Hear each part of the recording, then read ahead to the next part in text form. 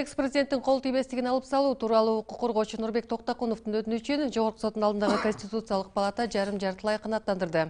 Анда президенттин ишмердигинин кепилдиктери жөнүндө мыйзамдын 12-беренеси баш мыйзамга каршы келет деп табылып, бирок экс-президентти кол тийбестиктен ажыратуунун жол жобосунун жоктугу көрсөтүлдү. Конституциялык палатанын чечими азыр коомчулуктун кызуу талкуусунда турган кези. Сиздер азаттыктын ыңгайсыз суроолор телепрограммасын көрүп жатасыздар. Аны мен Айзада Касмалиева алып баруудамын. Алдагы жарым саатта ушул темада сүйлөшөбүз. Бүгүнкү студиянын конокторун тааныштырып өтсөм, Жогорку Кеңештин Республикада журт фракциясынын депутаты Курманкул Зулушев жана Бүтүн Кыргызстан партиясынын лидери Адахат Мадымаров. Саламатсыздарбы? Оолу Конституциялык палатанын чечими туурасында укук коргоочу Нурбек Токтакуновдун пикирин угуп алып, анан талкууну баштасак. Конституционная палата вынесла решение, она практически удовлетворила мое ходатайство, потому что она признала... Конституциялык палата бүгүн татаал чечим чыгарды. Эгер аны жалпак тил менен түшүндүрсөк, ал экс-президенттин кол тийбестигин алып салуу процедурасы импичменттин процедурасынан жеңил болбош керек деген бүтүм чыгарды. Ал эми ал процедураларды Жогорку Кеңеш аныкташы керек деп, жоопкерчиликти кыйыр түрдө парламентке жүктөп койду. Разработать механизм, который позволяет преодолевать неприкосновенность экс-президента. Курманкул мырза, алгачкы суроомду сизге жолдосом, укук коргоочу Токтакунов Конституциялык палатага президенттин ишмердигинин кепилдиктери жөнүндөгү мыйзамдын нормалары баш мыйзамга каршы келет деп таануу өтүнүчү менен кайрылган. Анткени мыйзамдагы бул норма экс-президенттердин кол тийбестигин абсолюттук түрдө камсыз кылат. Чечимдин өзү менен тааныштыңызбы? Деги эле Конституциялык палатанын чечимин сиз кантип чечмелеп берет элеңиз? Бул Конституциялык палатанын чечимин таанышып чыктым толугу менен. Азыр адвокат айткандай жарым-жартылай канааттанган жок. Бул негизи толук канааттандырыптыр. 12-беренени карама каршы келет Конституцияга деп чечим чыгарыптыр. Бирок бир жери таң кала турган нерсеси, Конституционный палатадагы жөнөкөй жалпы юрисдикцияда соттагы бул жарандык процессуалдык кодекстин нормалары менен иштейт да. Ал жерде эгер доогер эмнени талап кылса, ошону гана чыгарып бериш керек. Конституционный палата бул жерден менимче чектен чыгып кеткендей, анткени булар кайрылганда карама каршы келген бир статья боюнча кайрылып атса, алар андан нары жанагындай президенттин полномочиясын, иммунитетин бар кылыш керек, Жогорку Кеңешке, өкмөткө көрсөтмө берип атат да. Конституциянын 97-беренесинде 6-пункттун бөлүмүнүн 1-пунктунда так жазылып турат. Бул да мыйзамдар жана башка ченемдик укуктук актылар Конституцияга карама каршы келген учурда аларды Конституционный палата ылайык эмес деп табат. Болду. Башка жок андан. Жакшы билесиз да, өзүңүз судья болгонсуз, анан анда алар эмнеге чектен чыгышты? Чектен чыкканы Конституционный палатадан сураш керек. Негизи булар практикалап алыптыр. Сураган талаптан сырткары да көрсөтмөлөрдү, жолдомолорду бергенчи. Эгерде ал андан нары кандай болот десе, берсе болот. Азыр мыйзам боюнча алар мыйзамды мындай түшүндүрмө берүүгө, чечмелөөгө Конституционный палатада укук жок.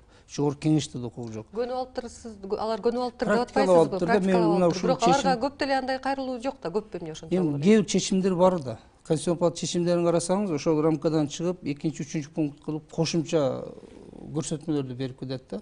Бул жана сот практикасында менимче туура эмес. Анткени мыйзамды так аткарыш керек. Алар бир эле нерсе карама каршы келген норманы жокко чыгарат, болду. Бул Конституцияда баш мыйзамды көрсөтүп турат. Өздөрүнүн мыйзамында да так ушундай жазылган. Да, аркасында бир кызыкчылыктар болушу мүмкүнбү? Мүмкүн ар кандай. Ошондой ой келет да. Сот чечимди эч качан мындай ушундай ой жараткандай кабыл албаш керек. Мыйзам талабын гана аткарыш керек. Мына азыр сизде дагы коомчулукта да ой туруп атат. Кандайдыр заказбы, же кызыкчылыкпы деп ушу экинчи алардын жолдомо бергени. Адахат мырза, укук коргоочу өзү ошол кол тийбестикти таптакыр алып салууну өтүнсө, палата кол тийбестик керек, бирок ага кошумча кол тийбестиктен ажыратуу процедуралары дагы каралсын деген маанидә бүтүм чыгарды деп жатпайбы? Бул чечим маселени андан ары дагы бир жылышына өлгө түзүп берип жатат да, Азыр суроо бербедиңизби? Адатка айланып калганбы деп. Эмне себептен ошондой чечим чыгарат деп. Анын жообу сиздин столуңуздун бетинде турат. Куулук. Баягында жоопкерчиликтен качуу.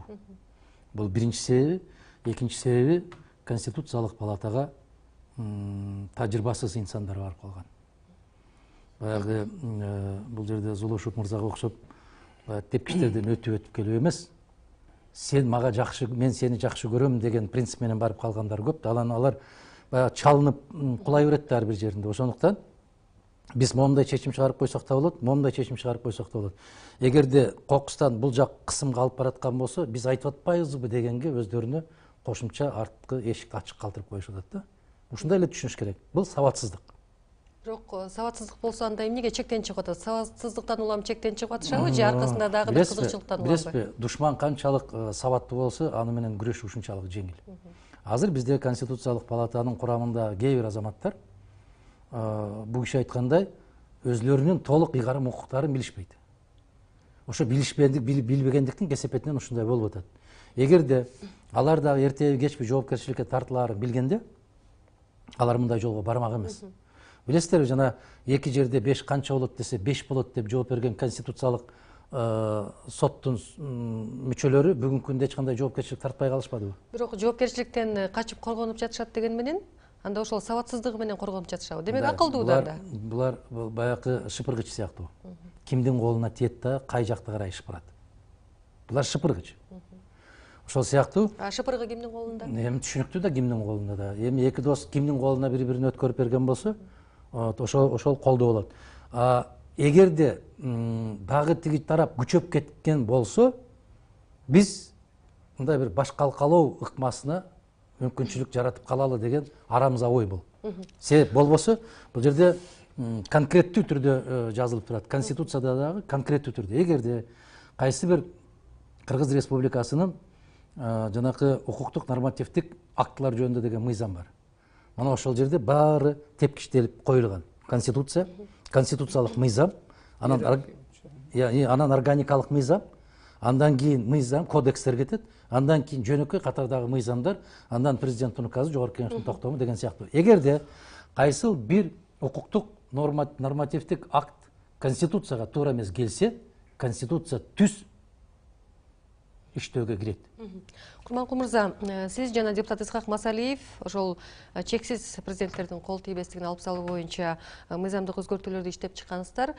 Парламентте болсо бул демилге жылуулук электр борборун модернизациялоодо экс-президент Атамбаевдин түздөн-түз тиешеси бар деген сөздөрдөн улам күчөгөн эле да. Анан ошол учурда КСДП фракциясынын айрым депутаттары экс-президенттин кол тийбестигин алуу демилгеси көтөрүлүп жатканын бул саясий оюндардын кесепети, бул атайын ушундай бир популисттик чакырыктар деп айтып атышпайбы? Сиздер өзүңүздөрдү ошол оюндун жетегинде бараткандай сезбейсиздерби? Жана ошол эле учурда азыркы Конституциялык палатанын чечими сиздерге кандай таасир этиши мүмкүн? Биз негизинен Масалиев экөөбүз бул мыйзам долбоорун албетте ошол тез жылуулук борбору боюнча чыккан ызычуудан, ошондо көтөрүлгөн маселелерден мыйзам Конституцияга карама каршы келерин билдик да. Депутаттын милдети эгер карама каршы келген болсо демилгелеңге укугу бар. Эгер зарыл болсо аны милдеттүү түрдө демилгелеш керек. Ошол максатта биз мыйзамды иштеп 1,5 айдай караштырып иштеп чыктык. 2003-жылы президенттин ишмердин кепилдиктери деген мыйзам кабыл алынган экен. Ошол жерде 12-берене менен президент экс-президент болгондон кийин эч кандай административдик, кылмыштык жазага тартылбайт деп абсолюттук норма коюлган экен да. А баш мыйзамда 2007-жылы Конституциядан 53-берене бул алым салынган. Ошондон бери мыйзам калган, баш мыйзамда жок бул. А бул чоң кемчилдик, ошондон биз буну ылайыкташтыралы деген максатты алып чыктык. Бул биз мыйзамды алып чыккан максатыбыз бир президентке же келе турган президентке, кеткен президентке эмес, мамлекетте болгон президенттер жалпы иштей турган мыйзамды иреттештирип коелу деген максат биздики башкы мыйзамга.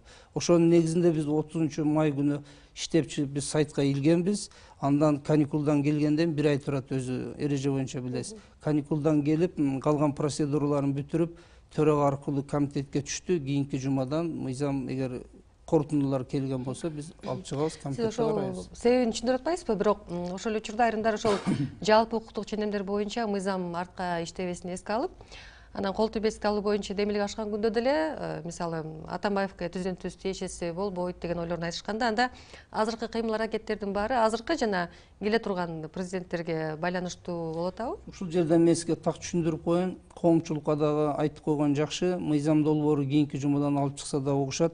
Бул жана мөөнөтү кандай колдонулат деген суроо көп туулуп атат да. Эгерде биз жаңы мыйзам алып чыксак да арт жакка жайылбайт.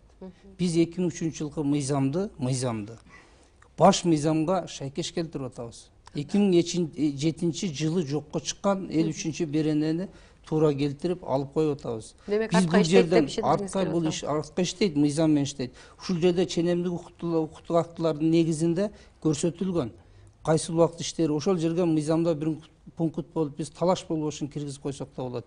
Кээ бир ченемдери бул жылдан иштейт, кээ бири бул жылдан иштейт деп. Демек, башкы максат кайра эле ошол мурунку президентти жоопко тартууга барып 2007 жылдан баштап кайсы экс президент деген статус кимде болсо, эгер кылмыш кылган болсо жоопко тартса болот. Анан ошол 2007 деп аткан Айзат айым. Биз ошол 2007 жылы эмне үчүн ошону алып салган? Мына канчалык өткөн бийликти тепкилебесин? Бул абдан прогрессивдүү жол болгон. Мына ол 4-чакырылышындагы, 3-чакырылышындагы жогорку кеңештин ушундай мыйзамды кабыл алуусу бул абдан прогрессивдүү. Эмне үчүн? Сен президент болосуңбу, ким болсоң ошол бол. Укуктук баягы милдеттериң мыйзамдын алдында бирдей болсун деген принципке барганбыз. Ошол мезгилде 2007 жылы. Ошол 2007 жылы эле андан ары карай эгерде кийинки жогорку кеңеш келген болсо, булар ушундай чечим кабыл алып коюусу керек эле да. Ушул мыйзамдын 12-беренеси Кыргыз Республикасынын баш мыйзамына, ата мыйзамына каршы келгендигине байланыштуу өз күчүн жоготту деп эсептелсин деген токтом кабыл алып койсо деле болмок.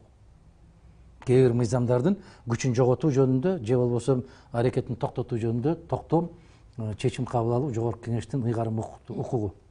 Бирок ошол жолго барса жеңилирээк бармак, тезирээк да бармак. Анан эмне кандай жолго бара албай жатасыз? Биз бул жерде максат 12-беренени гана алып коюш эмес. Биз жалпы ошо президенттин ишмердин кепилдиктери жөнүндө мыйзамдын убактылуу алып турса дейм. Убактылуу алып турса болмок, Конституцион палатада карады. Биз 12-беренесин азыр өзгөртүү киргизип атабыз. Аракеттеги президенттин жана үй бүлөсүнө байланыштуу социалдык камсыздандыруу, кийин экс статус алганда кандай болот? Биз жалпы мыйзамды өзгөртүүлөр киргизип атабыз. Бир эле статья эмес. Биз 12 статья киргизип атабыз. Негиз көзөгү калган беренелер көп деле кызыктырбайт. 4 менен 12 да кызыктырган. Баракелде. Негизги эгер ошол экөө тең түздөн-түз биздин баш мыйзамга каршы келип турган болсо, анда баш мыйзам токтоосуз түрдө күчкө кирет. Эми сиз айтканда туура токтом кабыл алса болот. Бирок эми биздин Конституцияда жана өзүңүз да айттыңыз, мен да айттым. Эгерде мыйзам жана укуктук ченемдик актылар Конституцияга карама каршы келсе, Конституцион палата жокко чыгарат дейт. Бул бир жолу. Экинчи жолу жогорку кеңеш мыйзам менен түздөп койсок болот. Биз ушул жолду тандап алдык, себеби биз келечекте жалпы иштей турган норманы кабыл алалы дедик. Биз бир кандай кызыкчылык эмес. Ошол максатта биз сунуштап атабыз. Ушул жанакы Конституциялык палатага кайрылуу менен дагы бир чоң иш пайда болду да. Бүгүнкү Конституциялык палатанын накта жүзү көрүндү. Алар канчалык даражада жанагы айткандай да сеники да туура, сеники да туура, сеники да туура деп аларда эрк жок. Ага чейин эле бир аракет көрсө болмок деп атпайсызбы? Мисалы Өмүрбек Текебаев буга чейин ошол эгер экс-президент Алмазбек Атамбаевди кылмыш жана башка жоопкерчиликке тартуу зарылчылыгы келип чыкса, анда укук коргоо сот органдары эч кандай эле артыкчылыксыз жалпы негизде аракеттениши керектигин айтканда, мисалы адегенде кылмыштын аныкталып, анан жыйынтыгы менен деле кол тийбестигин алса болот депчи. Эң туура, бирок анын жолу кыйыныраак. Анын кыйыныраак, себеби биринчиден Конституциялык палатада макулдук алуу керек. Анан жогорку кеңештен дагы ошол. Бирок бул мыйзамдык бир жол болуп атпайбы? Эмне үчүн? Ал эгерде сиз айтып аткан учур, эгерде биздин баш мыйзам түз иштөөгө кирсе. Мына түз иштөөгө кирбегендиктин кесепетинен азыр Курманкул мырза айтып отурган башаламандык, баягы шайкештик келбегендер. Булардын жазга мыйзамынын долбоору ошону шайкеш келтирүү. Конституция менен конституциялык мыйзам деп эсептелеби? Же конституциялык эмес мыйзамбы? Ошонун талаптары баш мыйзамга туура эмес келип атат. Ошону биз шайкеш келтирип коелу деген аракетин. Кайсы жолу реалдуураак да, мисалы? Азыркы айтып аткан эки жол. Депутаттардын азыр мыйзам долбоор даярдаганы бул реалдуу жол. Себеби биз мыйзамды эртебегеш кабыл алышыбыз керек. Биз мыйзамда кабыл алабыз, шайкеште келтиребиз. Ал эми адвокат жарандардын укугу бул Конституцион палатага берип жокко чыгарып койду. Бул мыйзамга эч карама каршы келбейт, биз көтөрүп аткан. Алар дагы бир жолу далилдеп койду. Чында 12-берене баш мыйзамга карама каршы экенин палата далилдеп койду. А бирок экинчи пункту менен жанагындай жол көрсөткөнү кичине одону болуп калды. Себеби мына бул ак кружка десе, ак кружка бирок кичине буларды кылсаңар агыраак болот дегендей маани жазып койду да. Андай эмес, мыйзам так чыгыш керек да. Бул жерде эрк керек жөн эле. Бул баягы бизде бардык маселелерде эле эркилик Кыргызстандачы, бирок бул жерде сиз айтып атпайсызбы, укуктук маселени коюп атасыз. Саясий эрк түшүнүктүү. Эрк жок ага. Укуктук маселени, баягы атаңа бар, энеңе бар деген сыяктуу да. мен да аман калайын, сен да аман кал деген сыяктуу болуп атат. Эгерде эртең бир азаматтардан бирөөсүнөн сурап калса, эмнеге ушул кадамга барбадыңар, чараны колдонбодуңар десе, мыйзамга туура эмес келип калат экен дейт. А эмне үчүн мыйзамды тууралап койбодуңар десе, Конституциялык палата башта керемет бир укуктук норма бар эле. Жогорку сот тарабынан киргизилген мыйзамды дагы Жогорку кеңеш комментарий берет эле. Тыянак чыгарат эле, талкуулайт эле. Конституциялык сот киргизген мыйзамды, президент киргизген мыйзамды дагы Жогорку кеңеш талкуулайт эле. Тыянагын Жогорку кеңеш соңкусуну мыйзам түрүндө кабыл алат эле. Аны эмне деп айтат эле? Жанакы тиги же бул мыйзамды талкуулоо жөнүндөгү мыйзам. Мыйзамдын үстүнөн мыйзам болот эле. Азырында постсоветтик өлкөлөрдө ошол экс-президенттердин макамы кандай тартипте аныкталган, кыскача токтолуп алып анан кайра талкуулансак.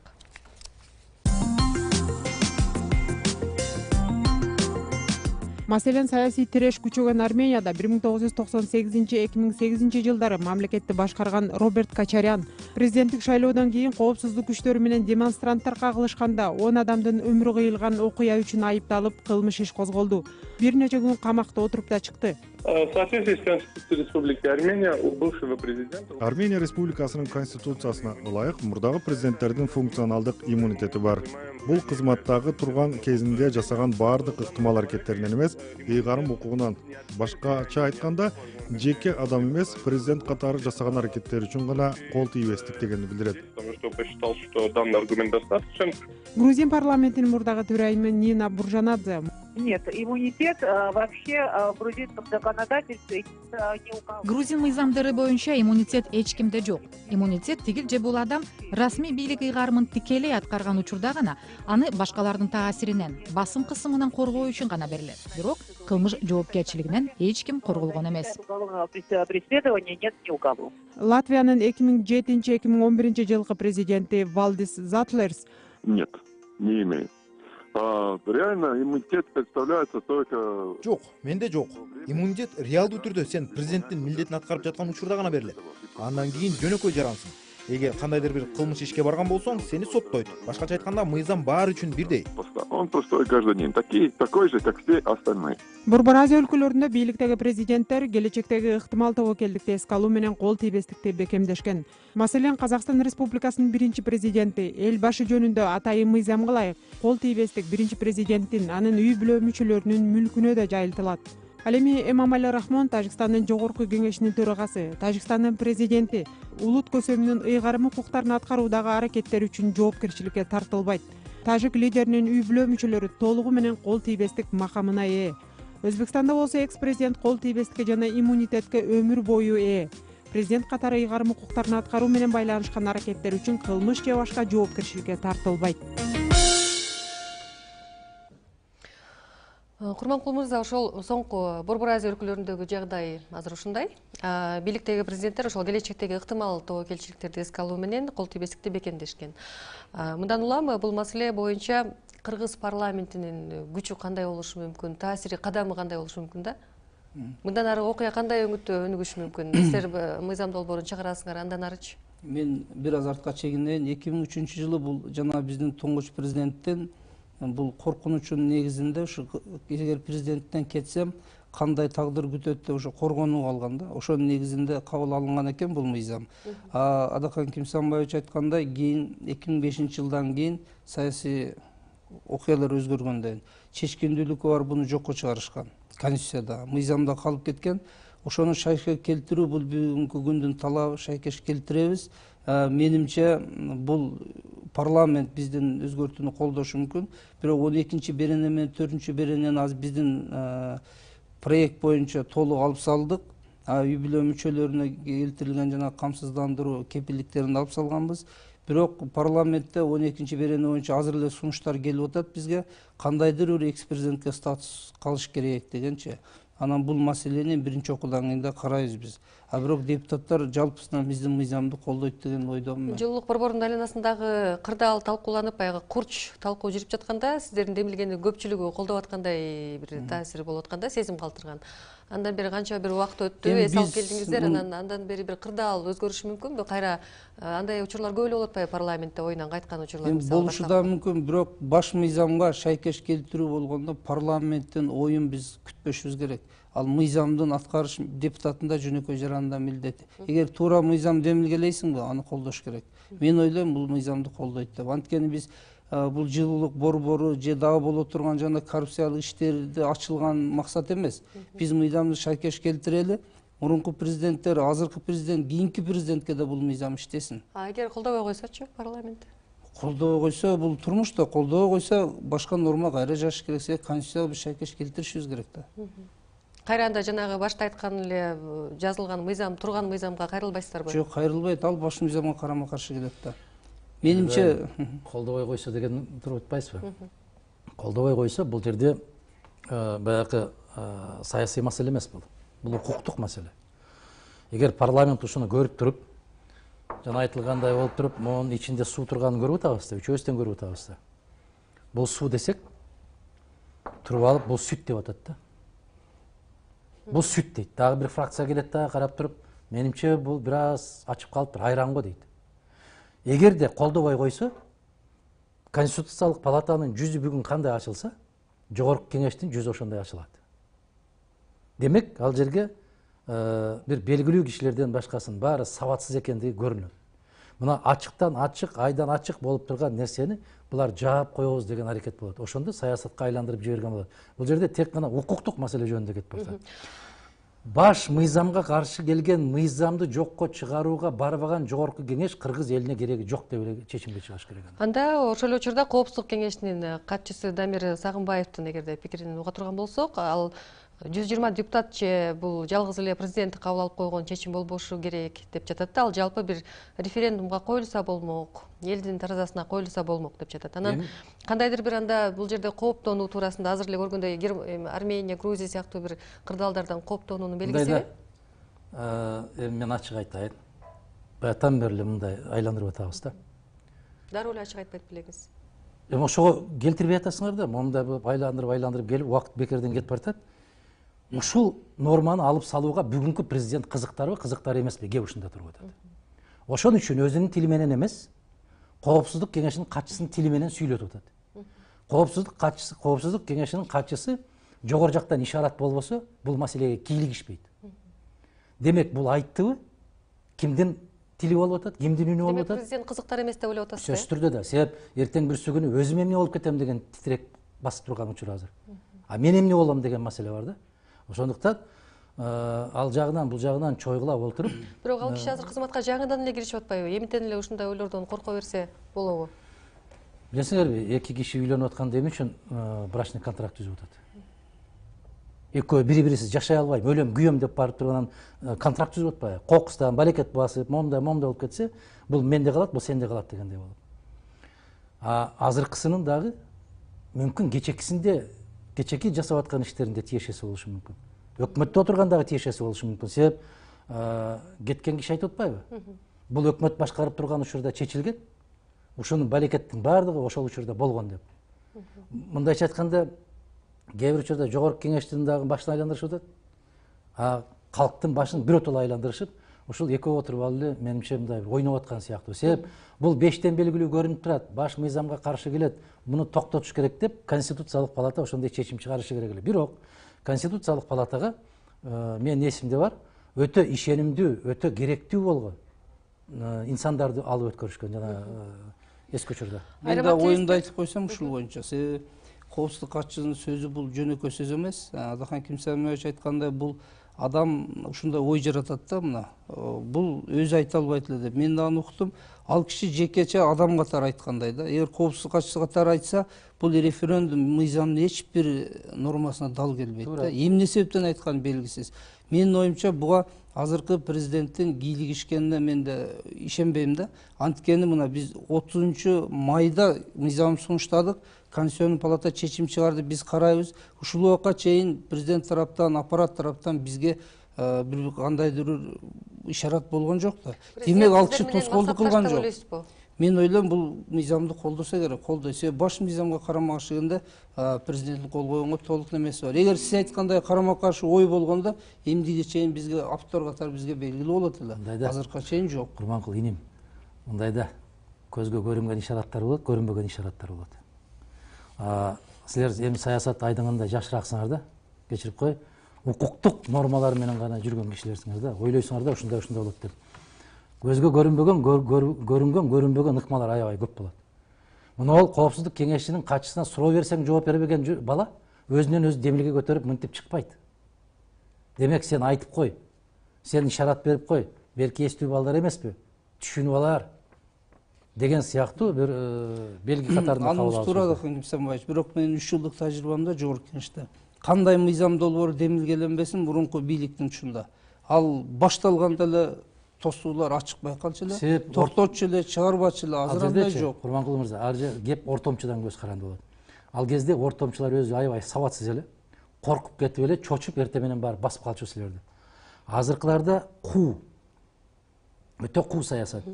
Өзүнүн колун аппак кылып калтырып кала берет, а бирок башкалардын колу менен жасай берет. Акырын себеп эң ишенимдүү киши сараңарда отуруп атпайбы? Ошол учурда кол тийбестиктен оңой олтоң эле баягы ажыратууга каршы болгон дагы активисттер бар да. Мисалы, президенттин милдети, кызматы, жоопкерчилиги абдан оор.